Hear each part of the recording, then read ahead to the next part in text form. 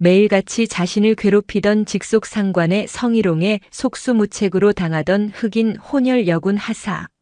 알고 보니 그녀의 가족이 부대 군사경찰대장이었던 소름 돋는 참교육 이야기입니다. 경기도 고양의 새벽은 군화와 디젤 연료, 그리고 설이 내린 쇠붙이의 냄새로 가득했다.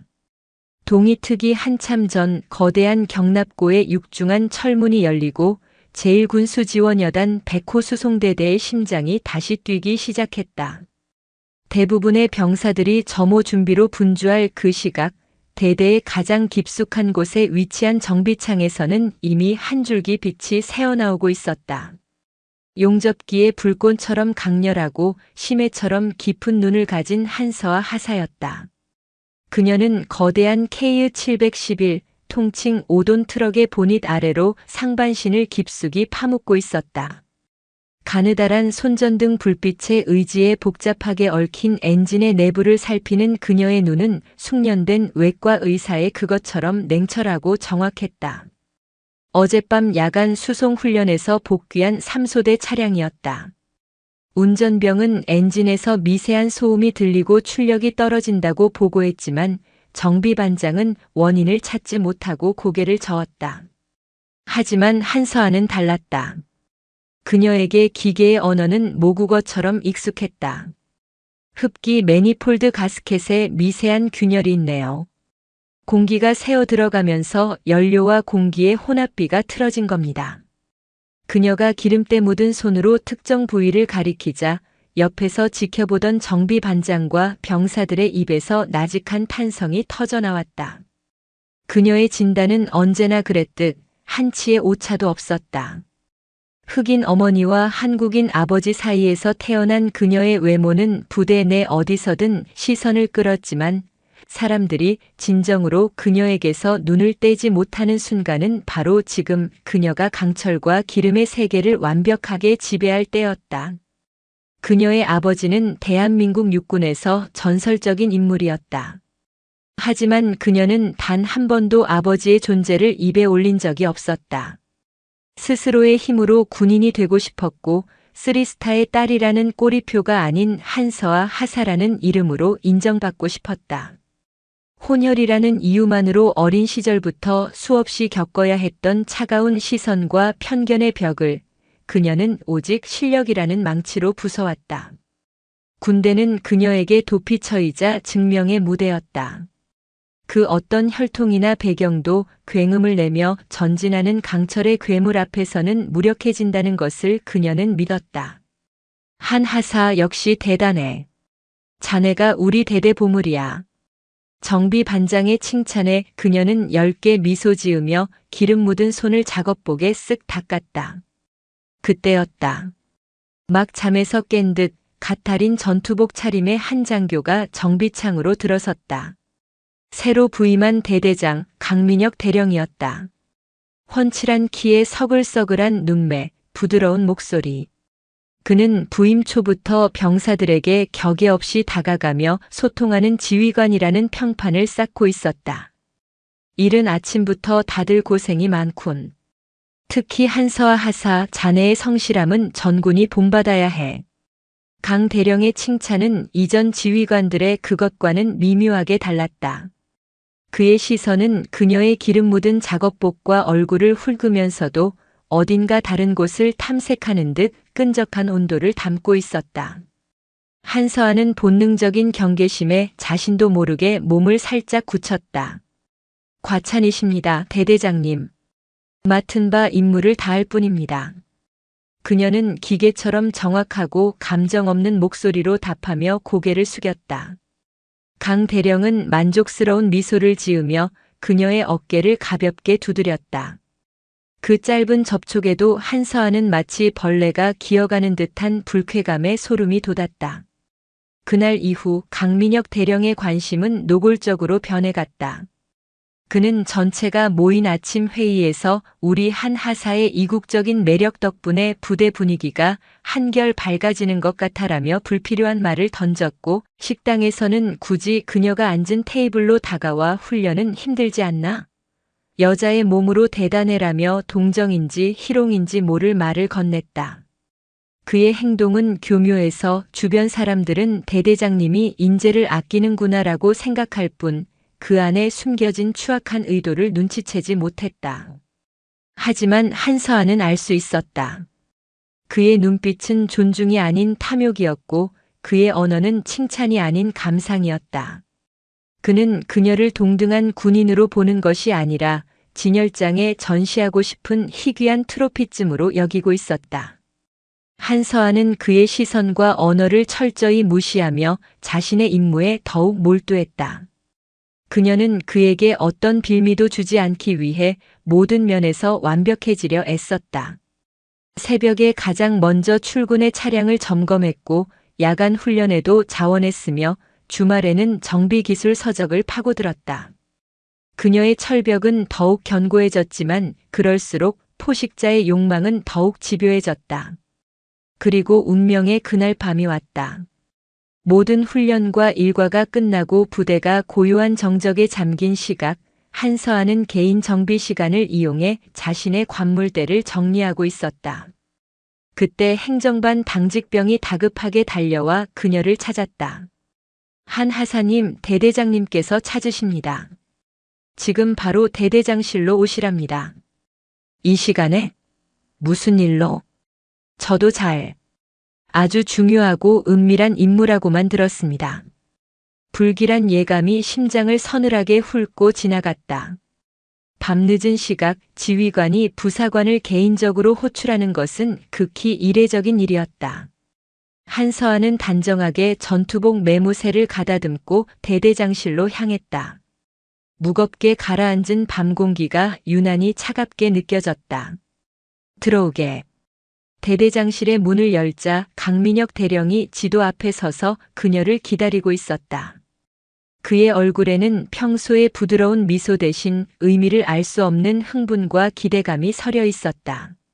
한 하사, 자네에게만 맡길 수 있는 아주 특별한 임무가 있다.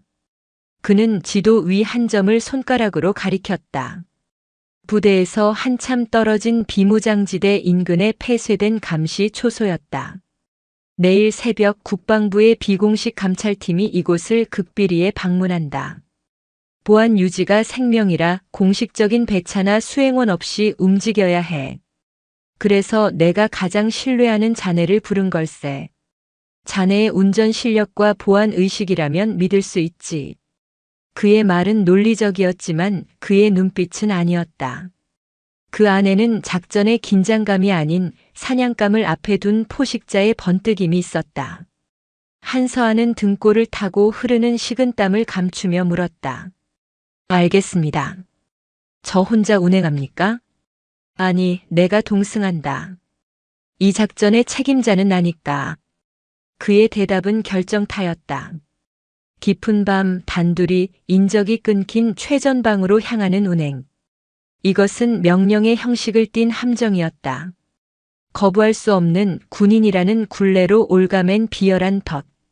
한서아는 주먹을 꽉 쥐었다. 손톱이 손바닥을 파고드는 아픔보다 군인으로서의 자부심과 한 인간으로서의 존엄이 위협받는다는 공포가 더욱 선명하게 다가왔다. 언제 출발합니까? 그녀의 목소리는 미세하게 떨리고 있었다. 강 대령은 만족스러운 미소를 지으며 시계를 확인했다. 지금 바로. 서두르게. 대대장실을 나서는 한서아의 발걸음은 천근만근 무거웠다. 그녀는 이제 막다른 길로 들어서는 사냥감의 심정을 이해할 수 있었다. 거대한 수송대대의 주차장에는 그녀가 매일같이 닿고 조이던 강철의 괴물들이 침묵 속에 잠들어 있었다.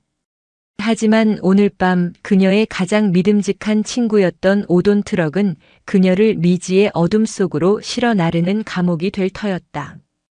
오돈 트럭의 디젤 엔진이 낮은 그르렁거림과 함께 깨어났다. 한서아는 익숙하게 기어를 넣고 거대한 차체를 움직였다. 위병소를 통과할 때 근무 중인 초병은 대대장과 함께 나서는 그녀를 의아한 눈빛으로 쳐다봤지만 감히 누구도 목적지를 묻지 못했다. 부대의 불빛이 완전히 사라지고 국도의 가로등마저 드문드문해지자 트럭의 내부는 완벽한 고립 공간이 되었다. 헤드라이트가 비추는 좁은 길만이 세상의 전부인 듯 했고 그 외의 모든 것은 칠흑 같은 어둠에 잠겨 있었다. 얼마간 숨막히는 침묵이 흘렀다. 한서아는 오직 운전에만 집중하며 애써 옆자리의 존재를 잊으려 했다. 하지만 강민혁 대령은 그 침묵을 깰 기회만을 노리고 있었다. 한하사 긴장했나? 어깨에 힘이 너무 들어갔어. 그는 마치 친한 삼촌이라도 되는 듯 다정한 목소리로 말을 걸었다. 한서아는 대답 없이 어깨를 한번 으쓱하고는 다시 전방을 주시했다. 그의 위선을 받아줄 마음이 없었다. 하지만 그는 포기하지 않았다. 아버님도 군인이셨다고 했지? 지금은 어디에 근무하시나? 원스타? 투스타? 자네처럼 뛰어난 딸을 둔 걸 보면 분명 대단한 분일 거야. 그는 집요하게 그녀의 배경을 파고들었다. 한서아는 아버지가 평범한 육군 원사로 전역했다고 둘러댔다. 쓰리스타의 딸이라는 사실이 알려지는 순간 이 모든 상황이 힘있는 아버지를 둔 딸의 유난으로 왜곡될 수 있다는 것을 그녀는 알았다. 지금 이 싸움은 오롯이 그녀 혼자만의 힘으로 이겨내야 했다. 그래, 아쉽군. 자네 같은 인재는 윗선에서 팍팍 밀어줘야 하는데 말이야. 그의 목소리에는 노골적인 아쉬움이 묻어났다. 그녀의 배경이 대단치 않다는 사실을 확인하자 그의 태도는 한층 더 대담해졌다. 그는 이제 그녀의 가족이 아닌 그녀 자신을 향해 질문의 칼날을 돌렸다. 어머니는 미국 분이시라고. 흑인? 그렇습니다. 이야, 대단한데. 그래서 그런가 한하사는 다른 한국 여자들하고는 느낌이 확 달라. 뭔가 더, 뭐랄까, 원초적인 매력이 있다고 해야 하나. 원초적이라는 단어가 그녀의 귀에 비수처럼 꽂혔다. 그것은 칭찬이 아니었다. 인간을 동물이 가진 특성으로 환원시키는 지독히도 모욕적인 언사였다. 그녀는 핸들을 쥔 손에 힘을 주었다. 관절 마디마디가 하얗게 변할 정도였다. 남자들한테 인기가 많았겠어. 특히 한국 남자들은 경험해보지 못한 것에 대한 환상이 있거든. 자네를 만나려고 줄을 섰을 것 같은데 어때? 그녀는 더 이상 참을 수 없었다. 대대장님, 임무와 관련 없는 사적인 질문은 삼가주셨으면 합니다. 그녀의 목소리는 얼음처럼 차가웠다. 하지만 강민혁은 오히려 재미있다는 듯 껄껄 웃었다. 이 사람 딱딱하기는.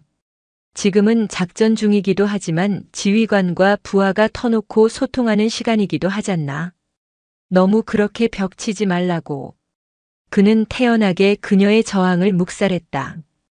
그리고 바로 그때 그는 내비게이션에도 나오지 않는 좁은 산길을 가리키며 말했다. 이쪽으로 들어가. 여긴 길이 없는 곳입니다. 작전 지역이 아닙니다. 내가 바로 작전이다. 어서. 그의 목소리에는 더 이상 부드러움이 없었다. 오직 거부할 수 없는 명령의 무게만이 실려 있었다. 한서아는 어쩔 수 없이 핸들을 꺾었다.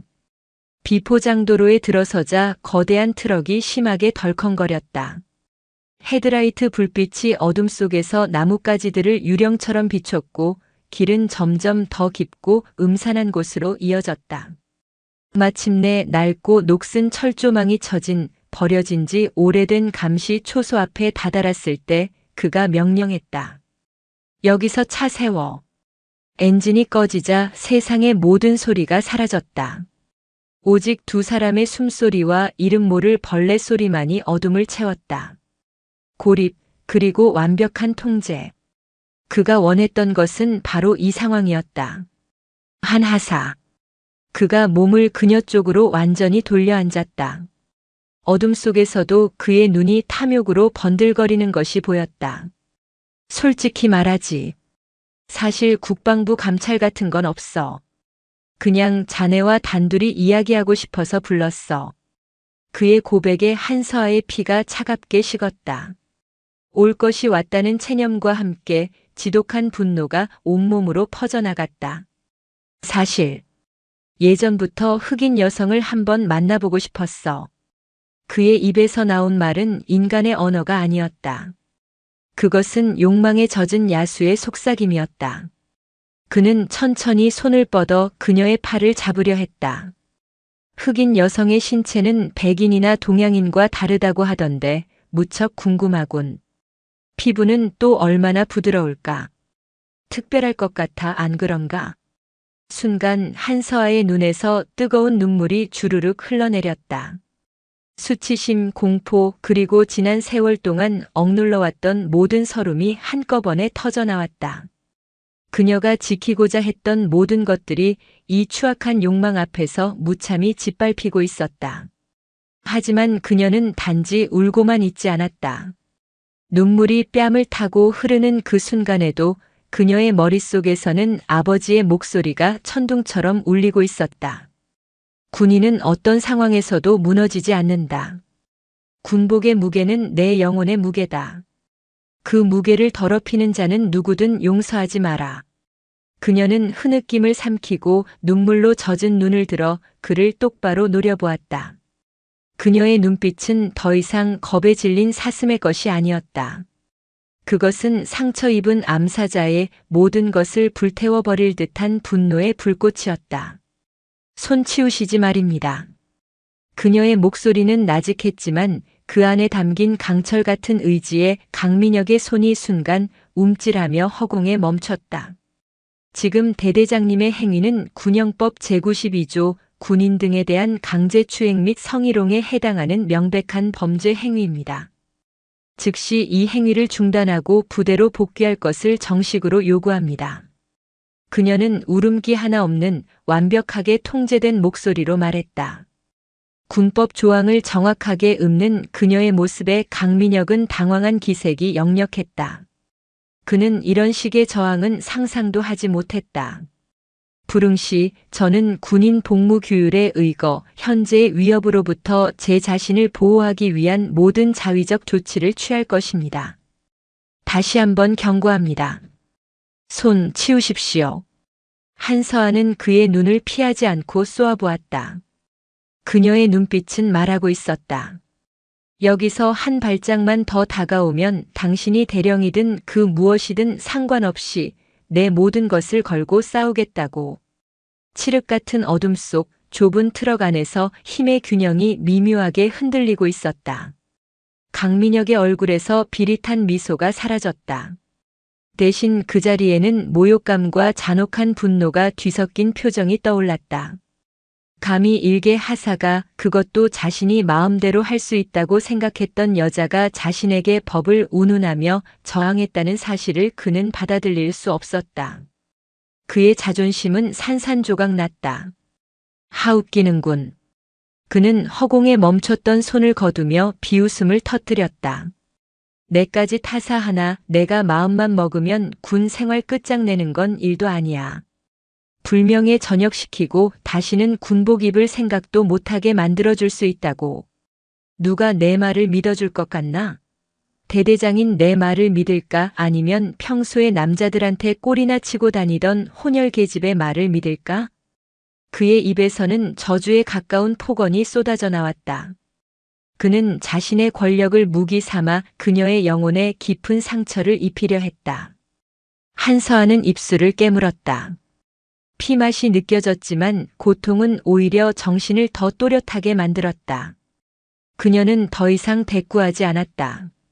짐승에게 인간의 언어는 통하지 않는다는 것을 깨달았기 때문이다. 당장 부대로 복귀한다. 오늘 있었던 일에 대해 한마디라도 외부에 발설하는 날엔 내군 생활은 그걸로 끝인 줄 알아라. 명심해. 그의 목소리는 살이마저 느껴질 정도로 차가웠다. 부대로 돌아오는 길은 지옥 그 자체였다. 숨막히는 침묵 속에서 한서아는 오직 운전에만 집중했다. 그녀의 머릿속은 수만 가지 생각으로 들끓었다. 이대로 덮어야 하는가? 하지만 그렇게 살 수는 없었다. 그렇다고 맞서 싸우기엔 상대는 너무나 거대했다. 그녀는 철저히 혼자였다. 부대로 복귀한 뒤 그녀는 거의 탈진 상태로 숙소에 돌아와 침대에 쓰러졌다. 잠을 잘 수 없었다. 눈을 감으면 강민혁의 추악한 얼굴과 목소리가 악몽처럼 되살아났다. 그녀가 지키려 했던 군대의 명예, 그녀가 자부심을 느꼈던 군복이 더럽혀졌다는 생각에 견딜 수 없는 구역질이 치밀었다. 다음 날부터 강민혁의 교묘하고 비열한 보복이 시작되었다. 그는 아침 점호 시간 모든 대대원이 보는 앞에서 한서아의 전투와 상태를 트집 잡아 목소리 높여 질책했다.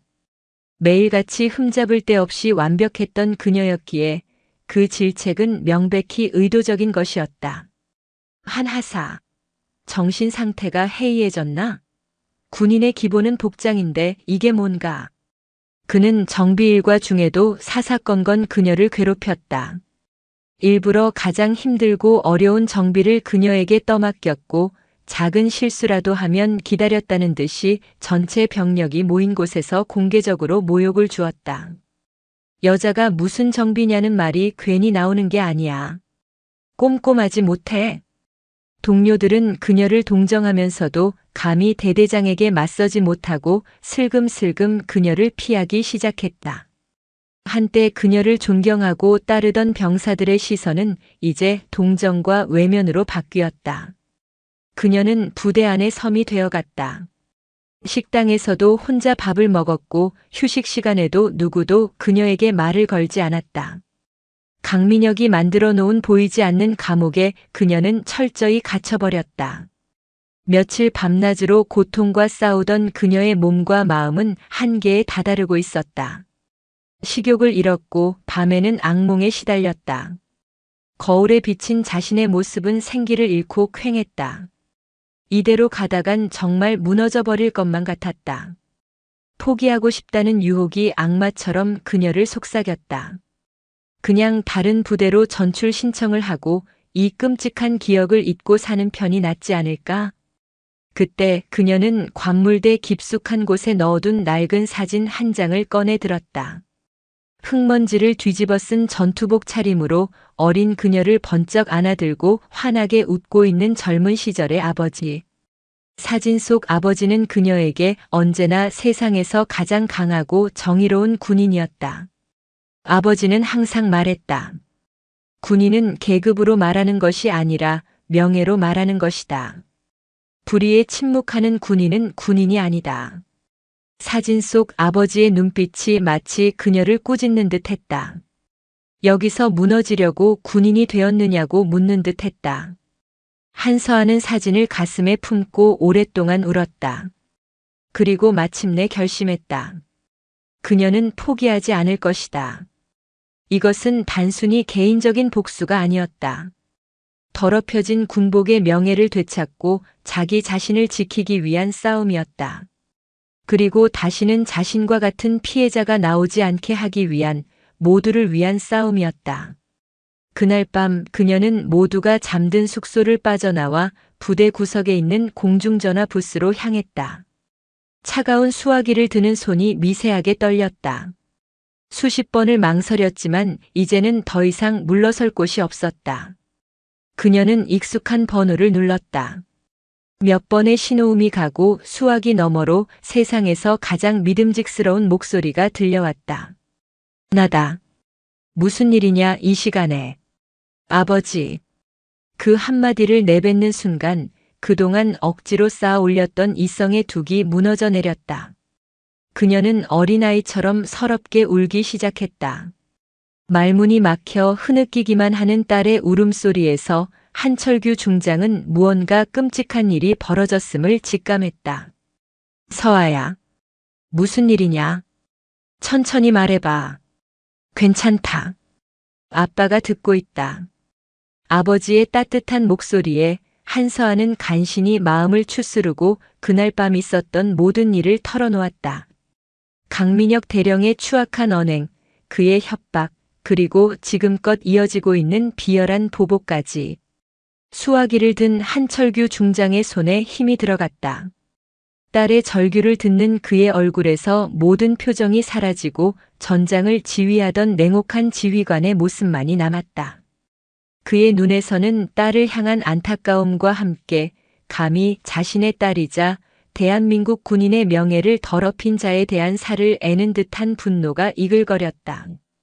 그는 당장이라도 헬기를 띄워 고향으로 날아가 강민혁의 목을 비틀고 싶었지만 수십 년의 군 생활이 다져놓은 이성이 그를 붙잡았다. 감정적인 대응은 오히려 딸을 더 힘든 상황에 몰아넣을 뿐이다. 가장 확실하고 가장 파괴적인 방법은 법과 원칙이라는 이름의 칼을 사용하는 것이었다. 서아야, 울지 마라. 지금부터 내 말 잘 들어. 내 잘못은 하나도 없다. 넌 군인으로서 가장 용감하게 저항한 거다. 아빠는 내가 자랑스럽다. 그는 먼저 딸의 상처 입은 마음을 어루만졌다. 그리고는 목소리를 낮춰 마치 비밀 작전을 하다라듯 단호하고 명료하게 지시를 내리기 시작했다. 첫째, 내일 아침 즉시 의무대를 찾아가 정신과 진료를 받아라. 그리고 외상 후 스트레스 장애 진단서를 반드시 확보해. 둘째, 오늘 통화가 끝나면 지금까지 있었던 모든 일을 육하원칙에 따라 상세하게 기록해라.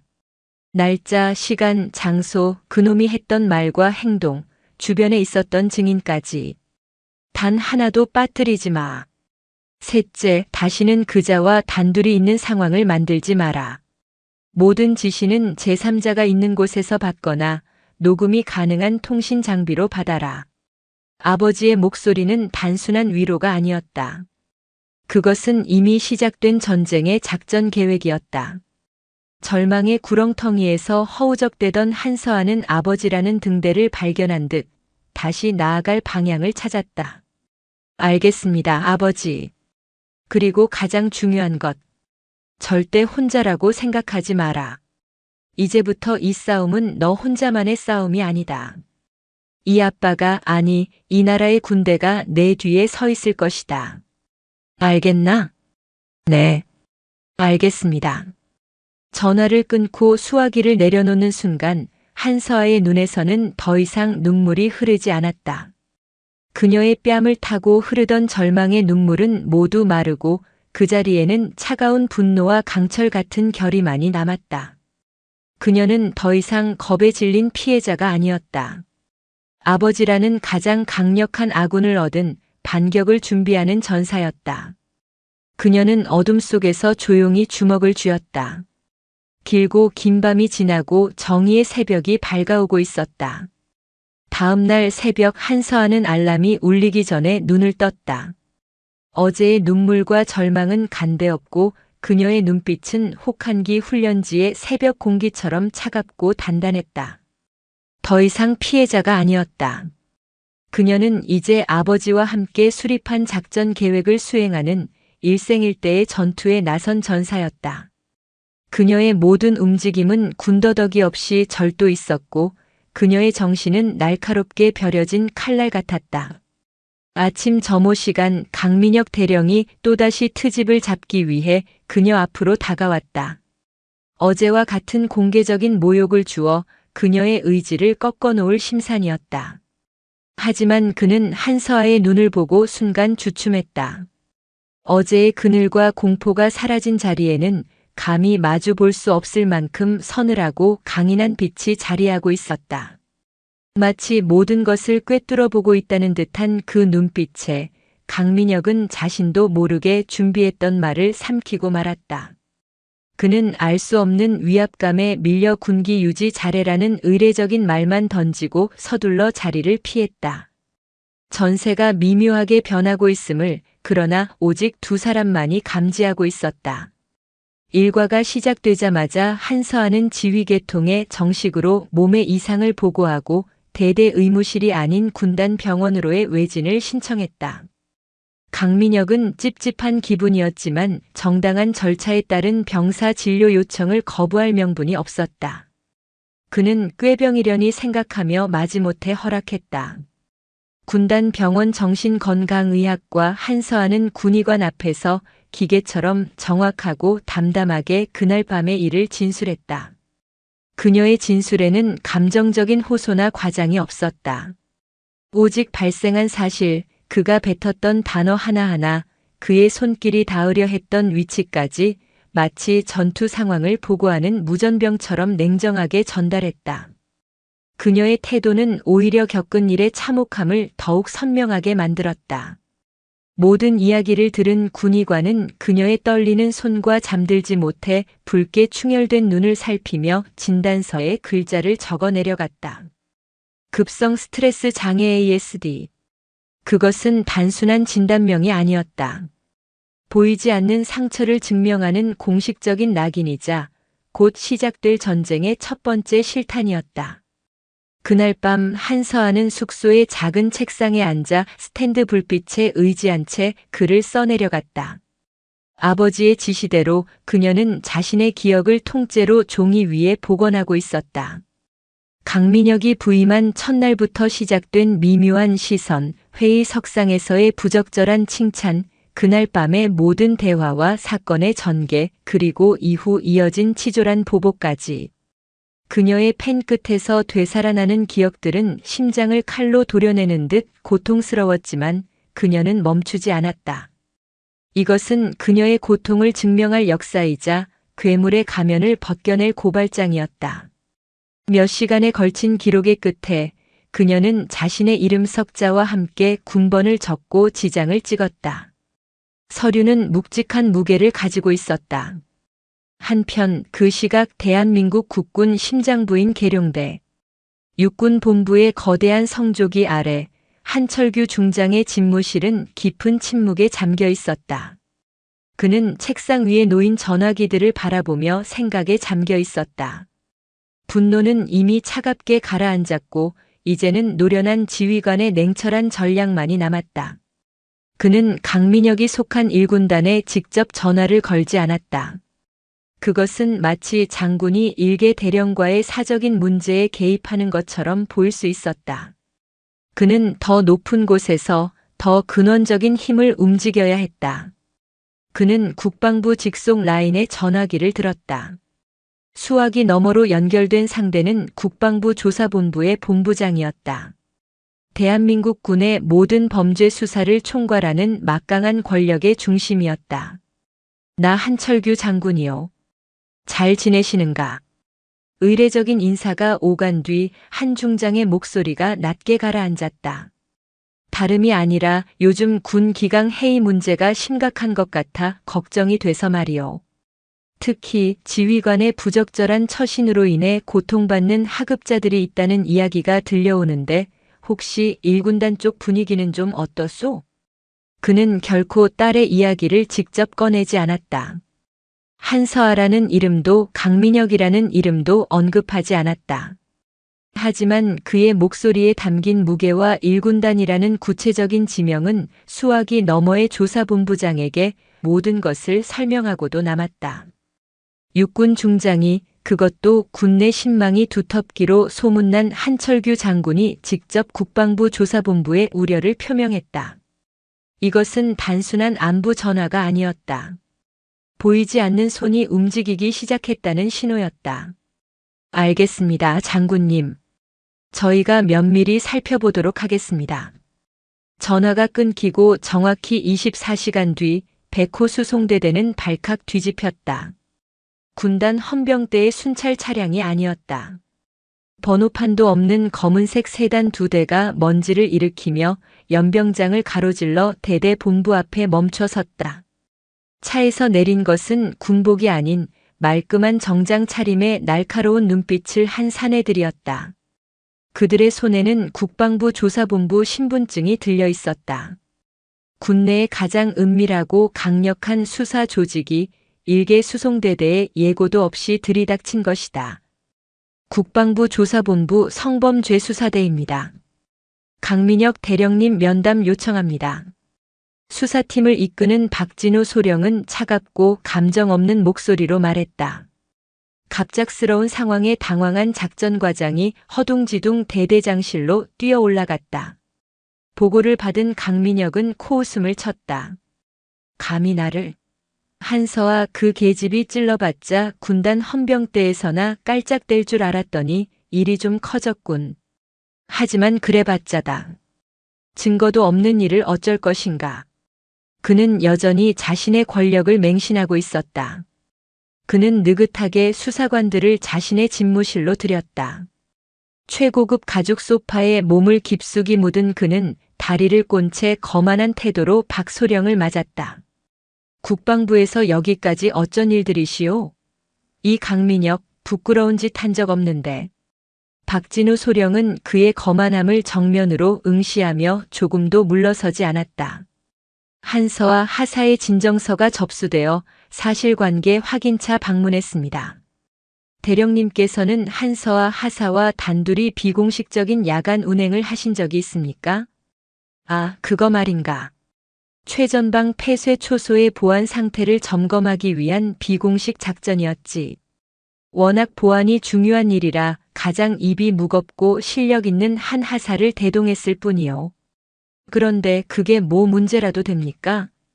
그는 완벽한 시나리오라고 생각하며 태연하게 거짓말을 늘어놓았다. 하지만 박소령의 표정은 변함이 없었다. 작전이셨군요. 그렇다면 관련 작전 계획서나 명령서 혹은 사후 결과 보고서가 있겠군요. 열람을 요청합니다. 그건 구두로 진행된 극비 사항이라 서류가 없어. 알겠습니다. 박소령은 더 이상 묻지 않았다. 그는 자리에서 일어나 창밖을 보며 혼잣말처럼 말했다. 지휘관의 차량은 부대의 자산이자 모든 운행 기록은 군의 역사입니다. 요즘은 기술이 좋아서 모든 것이 기록에 남지요. 그는 강민혁을 돌아보며 말했다. 대령님께서 그날 탑승하셨던 KU-711 차량의 운행기록 장치 타코와 블랙박스, 그리고 대대 전체의 CCTV 기록을 국방부 조사본부 명의로 영치하겠습니다. 수사에 협조해 주시겠습니까, 대령님? 그 순간 강민혁의 얼굴에서 처음으로 여유가 사라졌다. 그는 블랙박스의 존재를 까맣게 잊고 있었다. 그의 동공가 미세하게 흔들렸다. 보이지 않는 손이 그의 목을 향해 서서히, 그러나 확실하게 조여오고 있었다. 포위망의 첫 번째 그물이 던져진 순간이었다. 국방부 조사본부의 수사는 신속하고 체계적이었다. 그들은 대대본부의 작은 회의실을 임시 수사 지휘 통제실로 만들고 외부와의 접촉을 철저히 차단했다. 강민혁 대령은 자신의 집무실에 사실상 연금된 상태나 다름없었다. 수사관들이 그의 개인 컴퓨터와 업무용 휴대전화까지 압수해가자 그는 비로소 사태의 심각성을 깨닫고 불안에 떨기 시작했다. 수사의 첫 번째 단계는 피해자 보호와 신뢰 확보였다. 박진우 소령은 팀 내 유일한 여군 수사관인 김민지 대위를 한서아에게 보냈다. 김 대위는 전투복이 아닌 사복 차림으로 상담사처럼 부드럽고 차분한 태도로 한서아를 대했다. 2차 가해의 가능성을 원천적으로 차단하고 그녀가 가장 편안한 상태에서 진술할 수 있도록 배려한 것이다. 한서아는 김 대위에게 자신이 밤새워 작성한 기록과 군단 병원에서 발급받은 진단서를 제출했다. 그녀의 진술은 단 한치의 망설임이나 과장도 없었다. 그녀의 또렷한 기억력과 논리 정연함에 베테랑 수사관인 김 대위조차 혀를 내둘렀다. 피해자의 진술이 이토록 구체적이고 일관될 때 사건의 절반은 이미 해결된 것이나 마찬가지였다. 힘들었을 텐데 용기 내줘서 고맙습니다. 나머지는 저희에게 맡기십시오. 김 대위의 따뜻한 말에 한서아는 처음으로 희미하게 미소 지었다. 혼자가 아니라는 사실이 그녀에게 큰 힘이 되어 주었다. 하지만 수사는 곧 거대한 벽에 부딪혔다. 바로 침묵의 벽이었다. 수사팀이 대대 간부들과 병사들을 차례로 소환해 조사를 시작했지만 그들은 약속이라도 한 듯 입을 닫았다. 강민혁 대령의 보복이 두려웠기 때문이다. 그들은 잘 모르겠습니다. 기억나지 않습니다. 저는 아무것도 보지 못했습니다라는 말만 앵무새처럼 반복했다. 특히 한서아와 같은 수송중대 소속 병사들은 그녀를 외면했던 죄책감과 대대장에 대한 공포 사이에서 괴로워하며 굳게 입을 다물었다. 이대로는 안 되겠습니다. 벽을 깰 충격요법이 필요합니다. 박진우 소령은 깊은 고민에 빠졌다.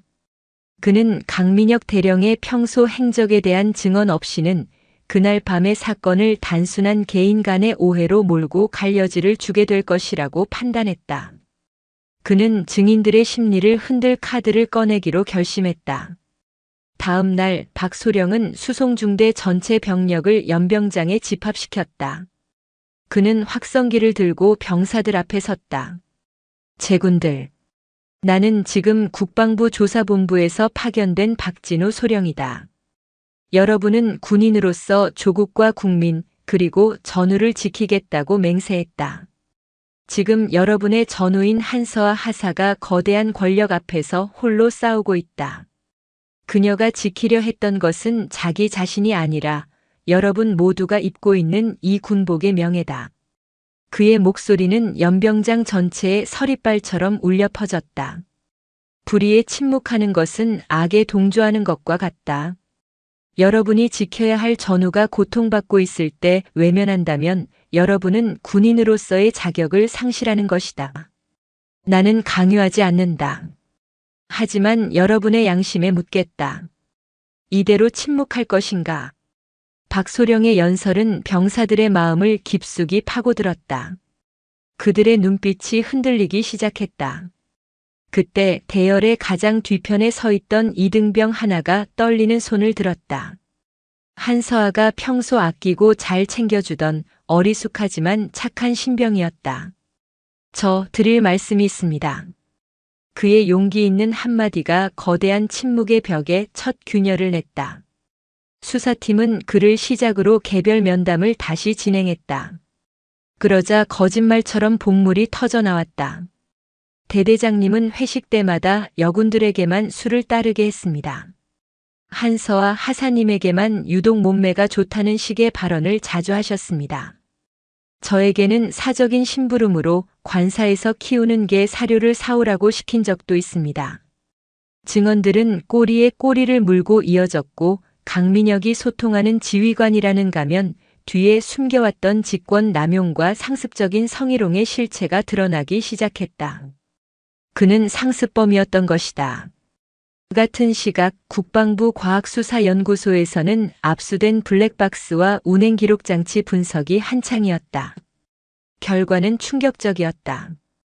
운행기록장치의 GPS 기록은 강민혁의 주장과 달리 그들이 최전방 초소가 아닌 인적이 끊긴 폐쇄 초소로 약 1시간가량 이탈했음을 명확히 보여주었다. 그의 비공식 작전 주장은 완벽한 거짓말로 드러났다. 그리고 마침내 모두가 숨죽여 기다리던 블랙박스 음성 파일이 복원되었다. 잡음이 심했지만 결정적인 단어들은 놀랍도록 선명하게 녹음되어 있었다. 흑인 여성 만나보고 싶었어. 신체 궁금하군 특별할 것 같아.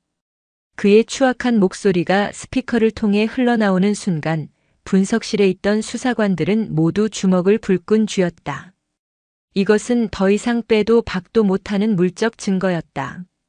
피해자의 일관된 진술, 다수 동료들의 증언, 그리고 범인의 목소리가 담긴 물적 증거까지. 진실의 메아리들이 한데 모여 거대한 파도가 되어 침묵의 벽을 완전히 허물어 버렸다. 이제 심판의 시간만이 남아 있었다. 모든 증거를 확보한 박진우 소령은 마지막 퍼즐을 맞추기 위해 움직였다. 그는 강민혁 대령을 다시 임시 지휘 통제실로 호출했다.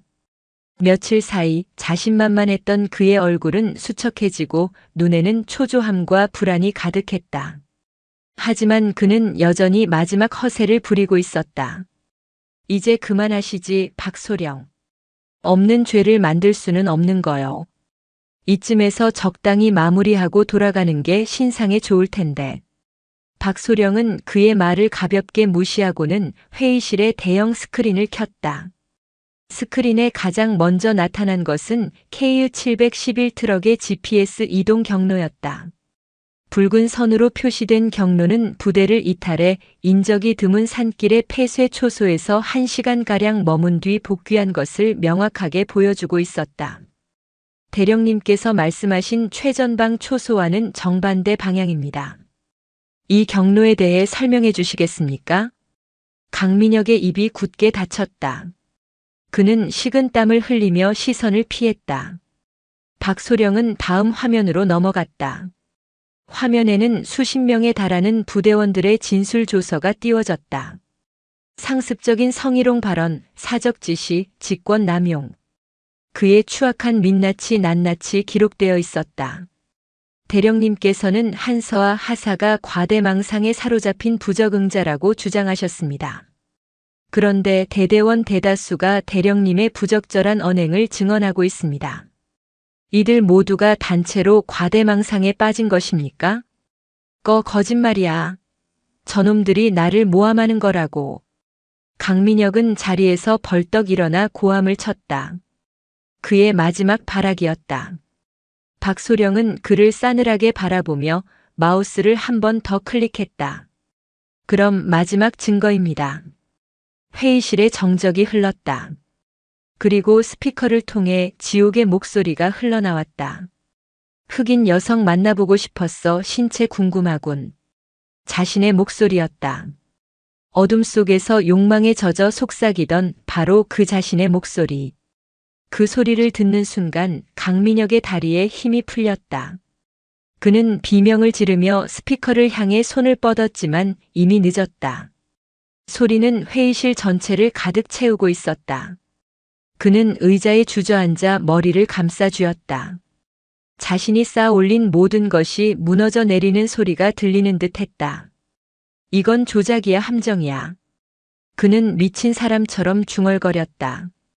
박진우 소령은 그의 마지막 저항을 지켜보다가 조용히 서류철 하나를 꺼내 그의 앞으로 밀었다.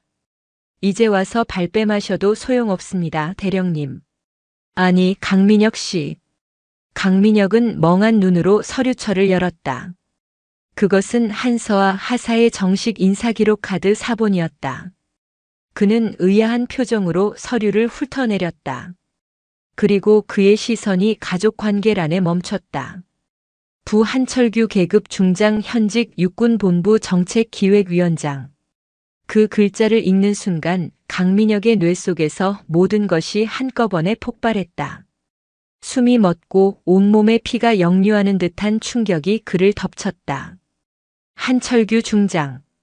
대한민국 육군에서 세 손가락 안에 꼽히는 막강한 실력자이자 누구보다 강직하고 불의를 참지 못하기로 유명한 호랑이. 국방부 직속 수사팀의 이례적인 파견, 한치의 오차도 없이 진행된 신속한 수사, 자신의 모든 권력을 무력화시킨 보이지 않는 힘. 모든 퍼즐 조각이 그제야 맞춰졌다. 그는 일개 하사를 건드린 것이 아니었다. 그는 잠자는 호랑이의 코털을, 아니, 영린을 건드린 것이었다. 아! 그의 입에서 의미 없는 신음이 터져나왔다. 오만과 자신감으로 가득했던 그의 얼굴은 이제 공포와 절망으로 일그러져 있었다. 권력의 정점을 향해 달려왔던 그의 인생이 자신의 어리석고 추악한 욕망 때문에 단 한순간에 나락으로 떨어져 버렸음을 깨달았다. 그는 고개를 떨궜다. 더 이상 저항할 힘도 의지도 남아있지 않았다. 그는 완벽하게 패배했다. 박진우 소령은 그의 어깨에 손을 얹으며 나직이 말했다. 당신은 군인의 명예를 더럽혔고 한 아버지의 가장 소중한 것을 건드렸습니다. 박소령의 신호에 따라 문 밖에서 대기하고 있던 헌병들이 들어왔다. 그들은 강민혁의 양팔을 잡고 일으켜 세웠다. 그리고 차가운 쇠붙이 소리와 함께 그의 손목에 수갑이 채워졌다. 강민혁. 당신을 군형법상 직권남용, 강제추행 및 성희롱 혐의로 긴급 체포합니다. 당신은 변호사를 선임할 수 있으며 미란다 원칙이 낭독되는 동안 강민혁은 아무런 반응도 하지 못했다. 그는 넋이 나간 사람처럼 헌병들에게 끌려나갔다. 그가 본부 건물 밖으로 나오는 순간 대대의 모든 병사들이 창문과 복도에서 그 광경을 숨죽여 지켜보고 있었다. 어제까지 자신들 위에 군림하던 절대 권력자가 이제는 한낱 초라한 피의자로 전락한 모습을. 그것은 길고 길었던 악몽의 끝을 알리는 통쾌한 심판의 순간이었다. 그 시각 한서아는 정비창 한가운데에 서 있었다. 누군가 달려와 대대장님의 체포 소식을 전해주었지만 그녀의 표정에는 큰 변화가 없었다. 그녀는 기름때 묻은 손으로 렌치를 꽉 쥐었다. 그리고는 묵묵히 고장난 엔진을 향해 몸을 숙였다. 그녀의 싸움은 아직 끝나지 않았다. 무너진 것을 바로 세우고 망가진 것을 고치는 것. 그것이 군인으로서 정비사로서 그녀에게 주어진 숙명이었다. 그녀의 등 뒤로 정의가 실현된 하늘 위로 붉은 저녁 노을이 장엄하게 타오르고 있었다. 강민혁 대령의 체포는 제1군단 전체를 뒤흔든 거대한 태풍이었다. 일개 수송대대에서 벌어진 성범죄 사건은 국방부 조사본부가 개입하고 현직 대대장이 구속되는 전대미문의 사태로 발전했다. 소문은 군 내부 통신망보다 빠르게 퍼져나갔고 사건의 중심에 선 한서아 하사는 순식간에 전설이자 논란의 인물이 되었다. 그녀를 거대한 권력에 맞선 영웅이라 칭송하는 이들이 있었는가 하면 쓰리스타 백을 믿고 상관을 날려버린 무서운 여자라며 수군거리는 이들도 있었다. 하지만 한서아는 그 어떤 소문에도 흔들리지 않았다. 그녀는 오직 다가올 마지막 전투, 법정에서의 증언만을 준비하고 있었다. 한편 군사구치소에 수감된 강민혁은 하루하루가 지옥이었다. 어제까지 수백 명의 부하를 호령하던 대령은 이제 죄수복을 입은 초라한 수감자에 불과했다. 그는 자신의 마지막 남은 인맥을 총동원해 구명을 요청했지만 수화기 너머에서는 싸늘한 거절의 목소리만 돌아왔다. 한철규 중장의 이름이 거론되는 순간 모두가 그에게 등을 돌렸다. 권력이란 신기루와 같아서 그것을 잃는 순간 세상은 그를 완벽한 이방인으로 취급했다. 절망에 빠진 그는 결국 군법 전문 변호사를 고용해 마지막 발악을 준비했다. 그의 전략은 단 하나 한서아를 꽃뱀이자 권력의 눈이 먼 부적응자로 만들어 여론을 뒤집는 것이었다. 군사재판 당일 계룡대 고등군사법원은 이른 아침부터 긴장감에 휩싸였다. 군복을 입은 방청객들과 군사 기자들로 법정은 가득 찼다. 마침내 피고인석의 모습을 드러낸 강민혁은 살이 빠지고 눈이 퀭했지만 여전히 도끼 서린 눈빛으로 주변을 둘러보았다. 이윽고 증인석에 서기 위해 한서아 하사가 법정으로 들어섰다. 흠잡을 데 없이 완벽하게 다려진 전투복, 한치의 흐트러짐도 없는 걸음걸이. 그녀가 등장하자 법정의 모든 소음이 거짓말처럼 멎었다. 그녀는 피고인석의 강민혁에게는 눈길 한 번 주지 않고 오직 재판장을 향해 절도 있는 거수경례를 붙였다. 재판이 시작되고 강민혁 측 변호인의 집요한 반대 신문이 시작되었다. 증인은 평소 부대 내에서 뛰어난 외모로 많은 남성 군인들의 주목을 받았다는 사실을 인정합니까? 그것이 이 사건과 무슨 관련이 있습니까? 대답만 하십시오. 그렇지 않습니까? 군인으로서 임무에만 충실했습니다. 피고인은 증인의 능력을 높이 특별 임무를 맡기려 했던 것입니다. 하지만 증인은 피고인의 순수한 의도를 왜곡하고 부친의 막강한 권력을 이용해 피고인을 의도적으로 함정에 빠뜨린 것 아닙니까? 대답해 보십시오. 변호인의 날카로운 목소리가 법정 전체를 울렸다. 그는 한서아를 부도덕하고 야심 많은 여성으로 몰아가려 했다. 방청석이 술렁였다. 하지만 한서아는 조금도 흔들리지 않았다. 그녀는 변호인을 똑바로 바라보며 차갑고 단호한 목소리로 말했다. 궁금하다, 특별할 것 같다는 말을 들어가며 한 인간의 존엄성을 짓밟는 것이 변호인께서 말씀하시는 순수한 의도입니까? 군용 트럭을 사적인 욕망을 채우기 위한 밀실로 이용하는 것이 특별 임무입니까? 그녀의 목소리는 떨리지 않았지만 그 안에는 겪어온 모든 고통과 분노가 서려 있었다. 저는 제 아버지의 딸이기 이전에 대한민국 육군 하사 한서아입니다. 저는 제 아버지의 계급장이 아닌 제 어깨에 달린 부사관의 계급장과 제가 입고 있는 이 군복의 명예를 걸고 진실을 말하고 있습니다. 그녀의 당당한 외침에 비열한 질문으로 그녀를 흔들려던 변호인은 순간 할 말을 잃었다. 법정의 분위기는 순식간에 그녀의 편으로 넘어왔다. 마지막으로 재판장이 그녀에게 최종 진술의 기회를 주었다. 한서아는 자리에서 일어나 피고인석에 앉아 있는 강민혁을 재판 시작 이후 처음으로 정면으로 응시했다. 저는 이 자리에 개인적인 복수를 위해 서지 않았습니다. 그녀의 목소리는 나직했지만 법정 안의 모든 사람들의 심장을 파고들었다. 한때 저는 제가 입은 이 군복을 원망했습니다. 이 군복 때문에 거부할 수 없는 명령에 따라야 했고, 이 군복 때문에 끔찍한 일을 겪어야 했습니다. 하지만 저는 깨달았습니다. 군복이 죄가 있는 것이 아니라 그 군복의 무게와 명예를 감당하지 못하는 사람이 죄를 짓는다는 것을. 그녀는 재판장을 향해 고개를 돌렸다. 저는 대한민국 군인으로서 저의 존엄과 군의 명예를 지키기 위해 이 자리에 섰습니다. 부디 저의 용기가 저와 같이 보이지 않는 곳에서 고통받고 있을지 모를 또 다른 전우들에게 희망이 되기를 바랍니다. 다시는 그 누구도 군복의 명예를 더럽히는 일이 없도록 엄중한 판결을 내려주시길 요청합니다. 그녀의 진술이 끝나자 법정 안에서는 짧은 침묵 끝에 나직한 박수 소리가 터져나왔다. 재판장은 이례적으로 이를 제지하지 않았다. 모든 변론이 끝나고 마침내 판결의 시간이 다가왔다. 재판장은 무거운 목소리로 판결문을 읽어내려갔다. 피고인 강민혁. 피고는 지휘관으로서 부하를 보호해야 할 의무를 저버리고 자신의 우월적 지위를 이용해 부하의 인격과 존엄을 무참히 짓밟았다. 또한 군 사법기관의 조사 과정에서 반성하기는커녕 거짓으로 일관하며 군의 명예를 실추시켰다. 이에 본 재판부는 피고의 죄질이 매우 불량하고 더 이상 대한민국 국군 장교로서의 자격이 없다고 판단한다. 재판장이 판결봉을 높이 들어 올렸다. 피고인 강민혁에게 파면을 선고한다. 파면. 군인에게 내려질 수 있는 가장 무겁고 불명예스러운 징계.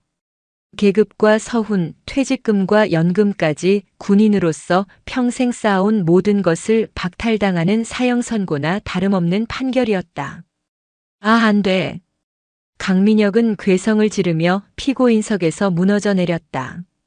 그는 헌병들에게 양팔을 붙들려 끌려나가면서도 한서아를 향해 저주를 퍼부었다. 하지만 그의 발악은 승자의 포효가 아닌 패자의 비참한 단말마에 불과했다.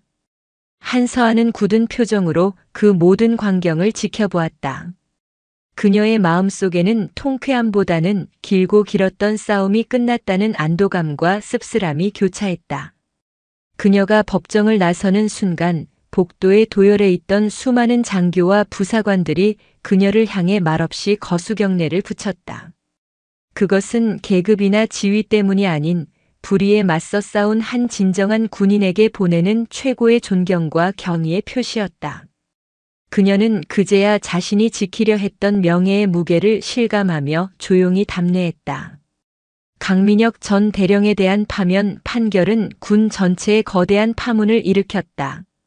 육군 참모총장은 직접 전군에 지휘서신을 내려 성범죄에 대한 무관용 원칙을 천명했고, 각급 부대에서는 강민혁 사건을 특별 사례로 한 인권 교육 및 지휘관 윤리 교육이 대대적으로 실시되었다. 한서아의 용기 있는 행동은 골마 터지기 직전이었던 군 내부의 병폐를 수면 위로 끌어올려 자성의 목소리와 함께 새로운 바람을 불러일으키는 계기가 된 것이다. 그녀의 싸움은 개인의 승리를 넘어 조직 전체를 위한 의미 있는 변화의 씨앗을 심었다. 재판이 끝나고 며칠 뒤 한적한 주말 오후, 한서아는 부대 근처의 작은 공원 벤치에 앉아 있었다. 그녀의 앞에 사복 차림의 한철규 중장이 따뜻한 캔 커피를 건네며 나란히 앉았다. 전투복과 계급장을 벗은 그는 위험 있는 장군이 아닌 그저 딸을 걱정하는 평범한 아버지의 모습이었다. 힘들었지? 아버지의 나직한 물음에 그동안 애써 단단하게 버텨왔던 한서아의 감정이 조금씩 허물어졌다. 괜찮습니다. 아니, 괜찮지 않았을 거다. 한 중장은 먼 산을 바라보며 말했다. 내가 처음 전화했던 날 아빠는 평생 처음으로 군복을 찢어버리고 싶은 충동을 느꼈다. 당장이라도 달려가 그놈의 목을 부러뜨리고 싶었지만 참았다.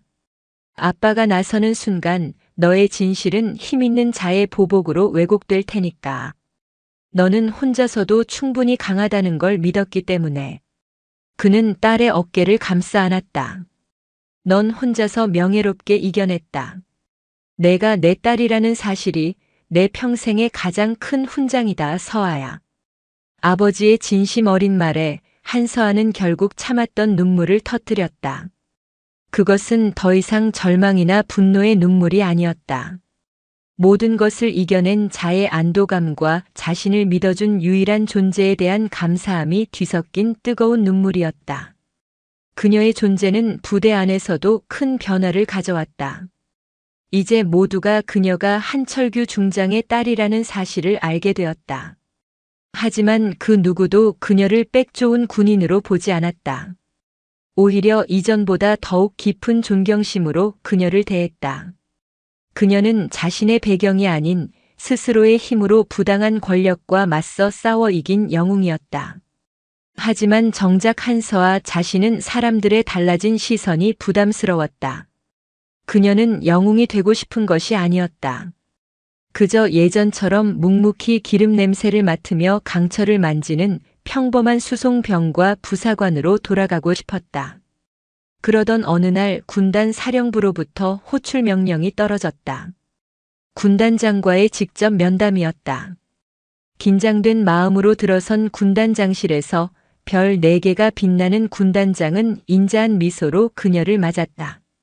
한서아 하사, 그동안 마음고생이 많았네. 자네의 용기 덕분에 우리 군이 한 단계 발전할 수 있었어. 정말 고맙게 생각하네. 군단장은 그녀에게 파격적인 제안을 했다. 자네 같은 인재가 야전에서 고생하는 건 군의 손실이야. 육군본부 정책실로 자리를 옮기는 게 어떻겠나? 내 전폭적인 지원 아래 최단기 진급은 물론이고 장기 복무까지 보장하지. 아픈 기억이 있는 이곳을 떠나 새로운 곳에서 자네의 능력을 펼쳐보게. 그것은 군인이라면 누구나 꿈꿀 법한 그야말로 황금 티켓이었다. 고통스러웠던 기억에서 벗어나 편안하고 명예로운 길을 걸을 수 있는 절호의 기회. 한서아는 잠시 마음이 흔들렸다. 도망치고 싶었다. 모든 것을 잊고 새로 시작하고 싶었다. 그녀는 며칠 동안 깊은 고민에 빠졌다. 밤늦게 아무도 없는 정비창을 찾아 자신의 손때가 묻은 5돈 트럭의 차가운 강판에 손을 대보았다. 이곳은 그녀에게 끔찍한 트라우마를 안겨준 장소였지만 동시에 군인으로서의 꿈을 키우고 실력으로 편견을 이겨냈던 자부심의 공간이기도 했다. 그녀는 깨달았다. 도망치는 것은 진정한 승리가 아니라는 것을. 마침내 그녀는 결심을 굳히고 다시 군단장을 찾아갔다. 군단장님, 제안은 정말 감사드립니다만 저는 제안을 거절하겠습니다. 그녀의 단호한 대답에 군단장은 놀란 표정을 지었다. 이유를 물어도 되겠나? 제가 싸웠던 이유는 이곳에서 도망치기 위해서가 아니었습니다. 제가 사랑하는 이곳을, 저의 전우들이 있는 이곳을 더 좋은 곳으로 만들기 위해서였습니다. 만약 제가 이 상처를 이유로 이곳을 떠난다면 그것은 결국 제가 졌다는 것을 인정하는 것과 같습니다. 저는 남겠습니다. 제자리에서 제 임무를 계속 수행하겠습니다. 그녀의 눈빛은 그 어떤 장군의 그것보다도 확고하고 빛나고 있었다. 군단장은 잠시 그녀를 말없이 바라보다가 이내 크게 웃으며 고개를 끄덕였다. 그는 이 젊은 부사관의 강철 같은 의지에 깊은 감명을 받았다. 알겠네. 자네의 뜻을 존중하지. 자네야말로 진정한 군인이야. 한서아가 부대로 복귀한 다음 날, 강민혁의 후임으로 부임한 신임 대대장은 전 대대원을 연병장에 집합시켰다.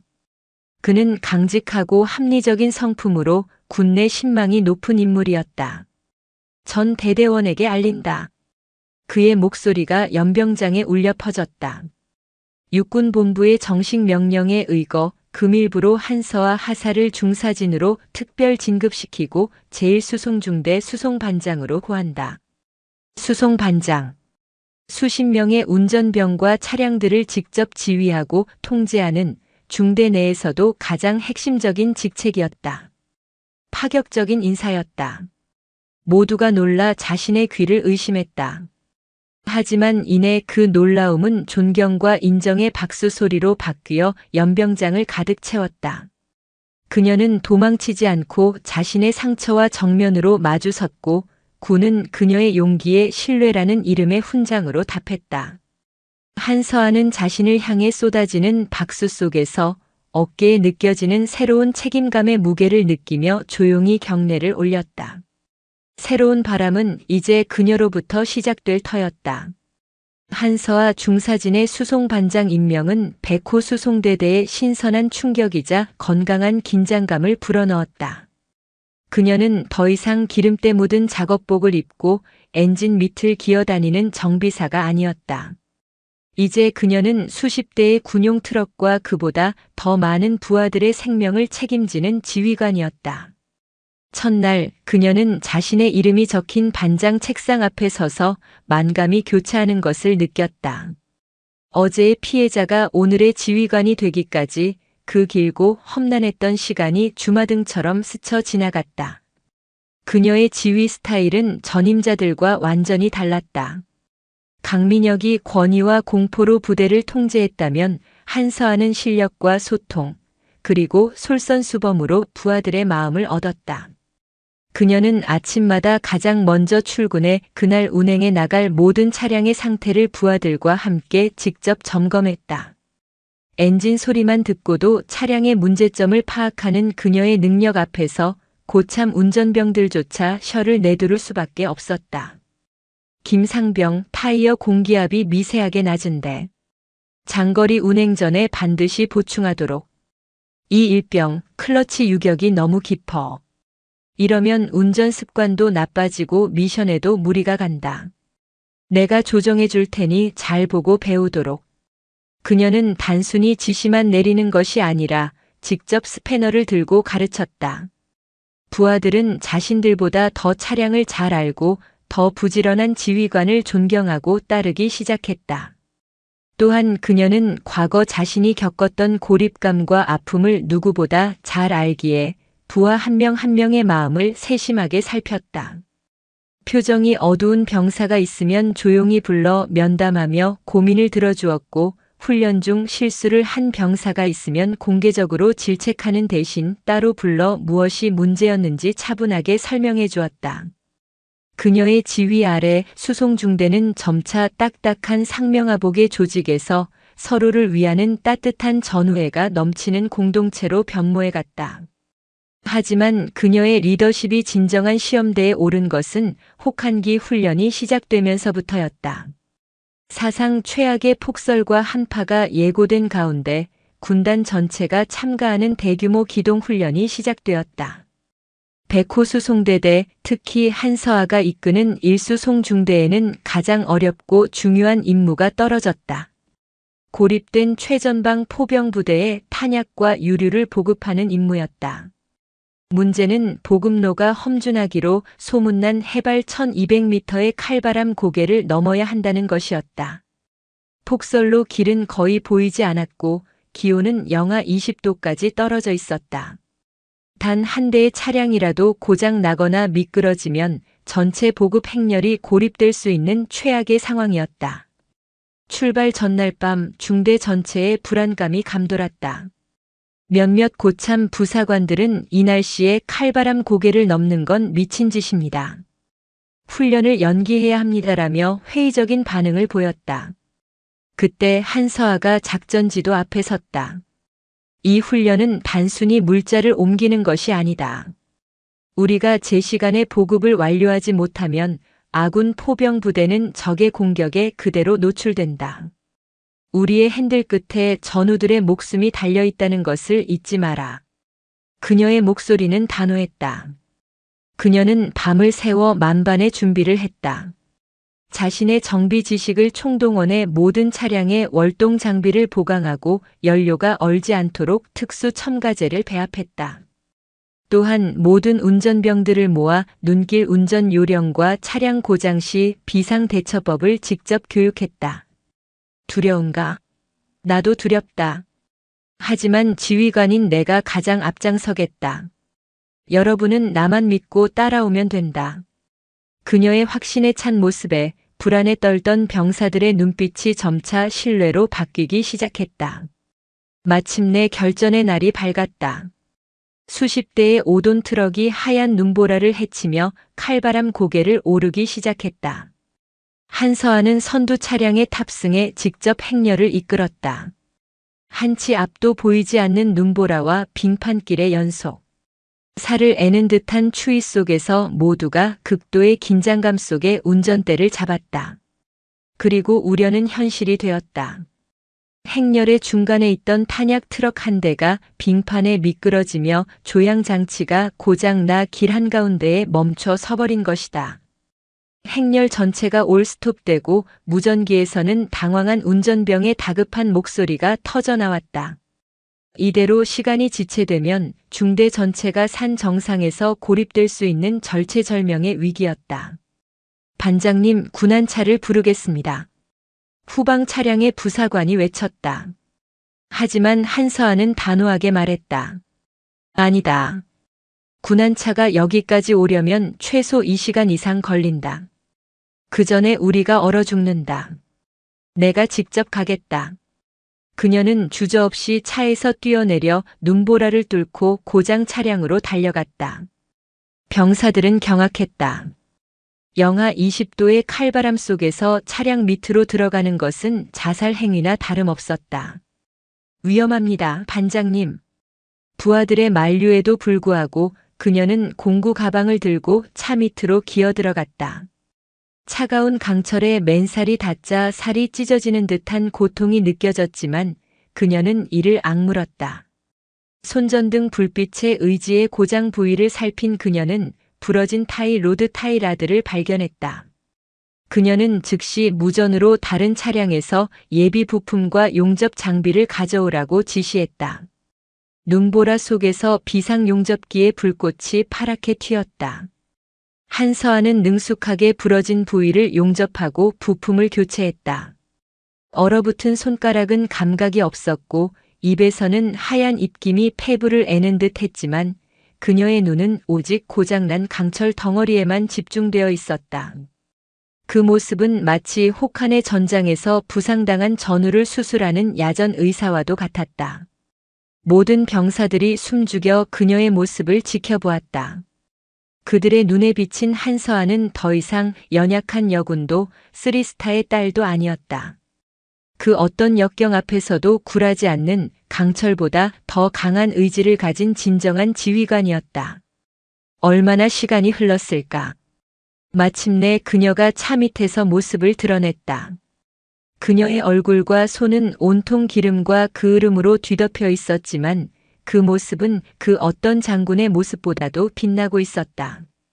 시동 걸어봐.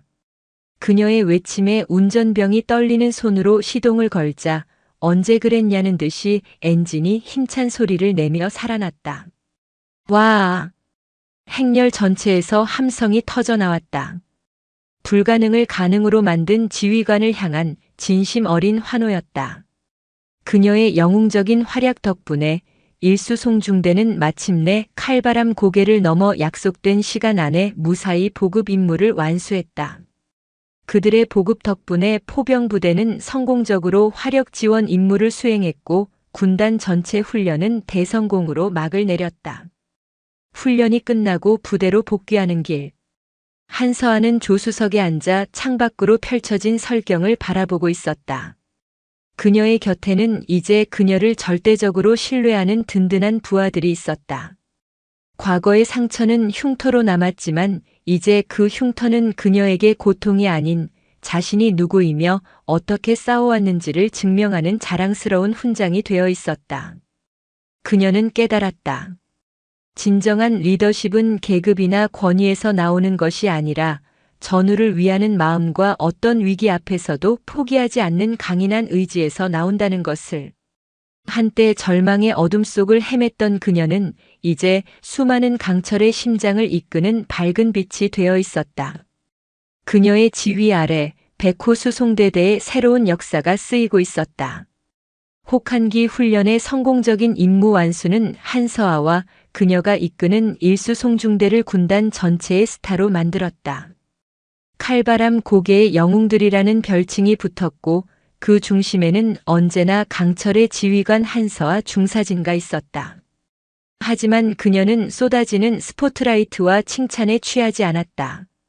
오히려 그녀는 더욱 낮은 자세로 부하들을 챙기고 기본에 충실했다. 영광의 순간은 짧고 군인의 일상은 묵묵한 책임감으로 채워져야 한다는 것을 그녀는 이미 뼈저리게 알고 있었기 때문이다. 훈련이 끝나고 부대로 복귀한 주말, 일수송중대 정비창은 여느 때처럼 기름 냄새와 쇠붙이 소리로 가득했다. 하지만 분위기는 이전과 확연히 달랐다. 예전에는 억지로 일과를 때우던 병사들이 이제는 자발적으로 모여 혹사당했던 자신들의 트럭을 정비하고 있었다. 그들은 더 이상 트럭을 단순한 쇳덩어리로 여기지 않았다. 생사를 함께 넘나든 가장 믿음직한 전우로 대하고 있었다. 반장님, 5호차 엔진 오일 교환 완료했습니다. 좋아. 폐유는 규정대로 처리하고 다음 차량 점검 시작해. 한서아는 부하들과 함께 정비복을 입고 똑같이 기름때를 묻혀가며 일했다. 그녀는 갓 들어온 신병에게 직접 렌치 잡는 법을 가르쳐 주기도 하고 고참 병장과는 농담을 주고받으며 격에 없이 어울렸다. 혹독한 시련을 함께 이겨낸 그들 사이에는 더 이상 지휘관과 부하라는 딱딱한 위계 질서가 아닌 끈끈한 신뢰와 동지애만이 존재했다. 그때 행정반장이 헐레벌떡 정비창으로 뛰어들어왔다. 한중사님, 군단 사령부에서 전군 포상 심의 결과가 내려왔습니다. 어서 와서 확인해 보십시오. 며칠 뒤 군단 대연병장에서는 군단장 주관하에 대규모 포상식이 거행되었다. 혹한기 훈련 유공자들을 치하하는 자리였다. 수백 명의 장병이 도열한 가운데 마지막으로 한서아의 이름이 울려 퍼졌다. 제1군수지원여단 백호 수송대대 한서아 중사진. 그녀가 단상 앞으로 나아가자 장내의 모든 시선이 그녀에게로 향했다. 군단장은 직접 훈장과 상장을 들고 그녀 앞에 섰다. 한서아 중사진. 그대는 혹한의 악조건 속에서 탁월한 지휘력과 희생정신을 발휘하여 불가능에 가까웠던 보급 임무를 완수함으로써 군단 전체 훈련을 성공으로 이끌었을 뿐만 아니라 모든 장병에게 귀감이 되었으므로 이에 충무무 공훈장을 수여함. 충무무 공훈장. 전시 또는 이에 준하는 비상사태에서 전투에 참가하여 뚜렷한 무공을 세운 자에게 수여하는 군인에게는 최고의 영예 중 하나였다. 평시의 훈련 유공자에게 이 훈장이 수여되는 것은 극히 이례적인 일이었다. 군이 그녀의 공적을 얼마나 높이 평가하고 있는지를 보여주는 명백한 증거였다.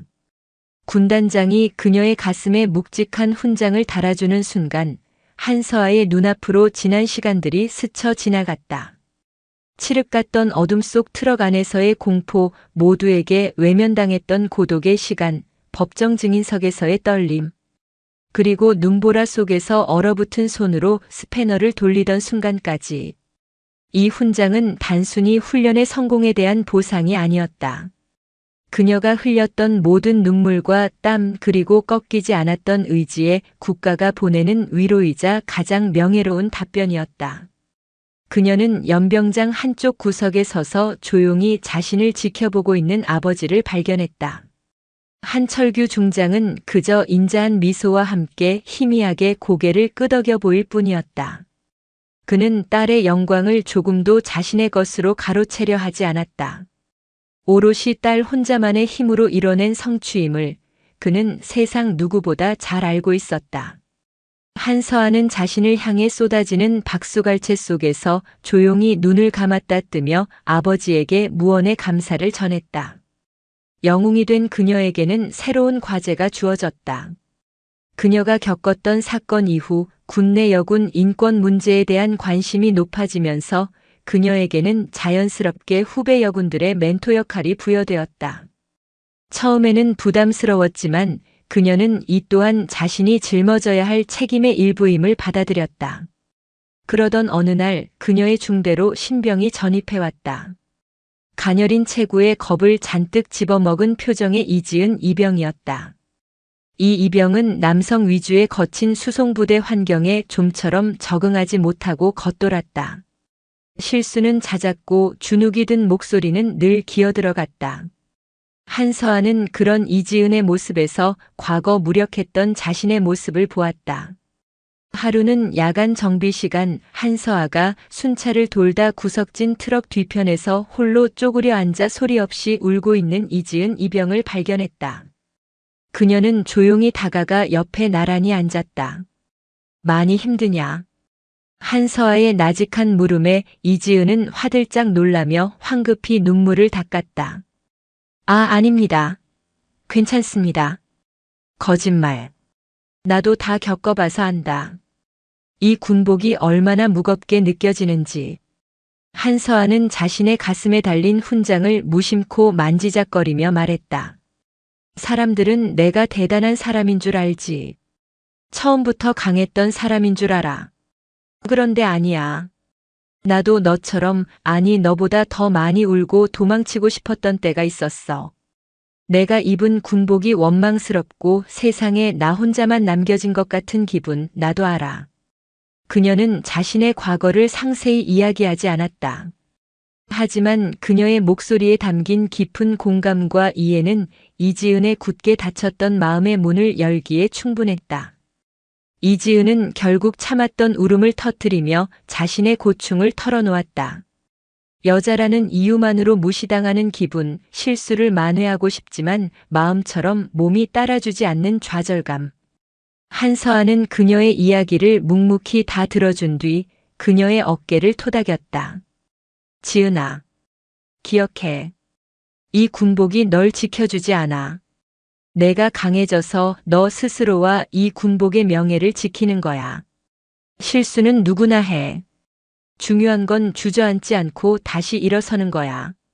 내가 도와줄게. 내가 혼자라고 느끼지 않게 내가 옆에 있어 줄게. 그날 이후 한서아는 이지은의 특별한 멘토가 되었다. 그녀는 일과 후 시간을 쪼개 이지은에게 운전과 정비 기술을 기초부터 차근차근 가르쳤다. 기술뿐만이 아니었다.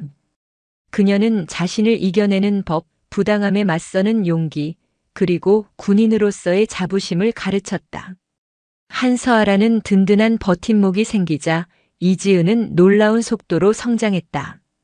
그녀의 얼굴에서는 그늘이 걷히고 자신감이 피어났고 이제는 어엿한 수송중대의 일원으로 제 몫을 다해내고 있었다. 한서아는 깨달았다. 자신의 상처가 다른 누군가의 상처를 치유하는 약이 될 수 있다는 것을. 진정한 리더는 자신의 상처를 극복하는 것을 넘어 다른 이의 상처까지 보듬을 수 있는 사람이라는 것을. 시간이 흘러 계절이 2번 바뀌었다. 한서아는 이제 어깨에 반짝이는 진짜 중사 계급장을 달고 있었다. 그날도 어김없이 동트기 전 새벽, 그녀는 수송대대 정비창에 서 있었다. 1년 전 홀로 외롭게 어둠 속에서 하루를 시작했던 바로 그 장소였다. 하지만 이제 그녀는 혼자가 아니었다. 그녀의 곁에는 완벽하게 정비된 차량들 앞에 도열한 그녀가 가장 아끼는 부하들이 함께 서 있었다. 그들의 얼굴에는 피곤함 대신 임무에 대한 자부심과 지휘관에 대한 절대적인 신뢰가 가득했다. 이지은 상병이 늠름한 모습으로 다가와 운행 준비 완료 보고를 했다. 반장님, 전 차량 및 인원 운행 준비 완료했습니다. 한서아는 미소와 함께 고개를 끄덕였다. 그녀는 선두 차량 운전석에 올라탔다. 백미러를 통해 길게 늘어선 트럭들의 행렬을 바라보았다. 어둠을 가르며 일제히 켜지는 헤드라이트 불빛들이 마치 거대한 희망의 강물처럼 보였다. 한때는 그녀를 절망의 나락으로 끌고 갔던 이 거대한 강철의 괴물들이 이제는 그녀와 함께 희망의 길을 개척해 나갈 가장 든든한 동지가 되어 있었다. 그녀는 무전기 마이크를 들었다. 그녀의 목소리는 이제 그 어떤 흔들림도 없이 새벽의 정적을 가르는 맑고 힘찬 울림이 되어 퍼져나갔다. 100호 여기는 선두. 여명이 밝아온다. 우리는 가장 먼저 아침을 열고 가장 늦게 임무를 완수한다. 그것이 우리의 자부심이다. 그녀는 잠시 숨을 고른 뒤 확신에 찬 목소리로 마지막 명령을 내렸다. 전 차량 지금 즉시 임무지로 운행 개시. 그녀의 명령과 함께 수십 대의 군용 트럭이 일제히 힘찬 엔진 소리를 내며 대지를 울렸다. 한서아가 이끄는 희망의 행렬은 이제 막 떠오르기 시작한 여명의 빛을 향해 대한민국 육군의 가장 든든한 동맥이 되어 힘차게 전진하기 시작했다. 길고 어두웠던 터널은 끝났다. 그녀의 앞에는 그리고 그녀가 이끄는 모두의 앞에는 이제 눈부신 길이 펼쳐져 있었다.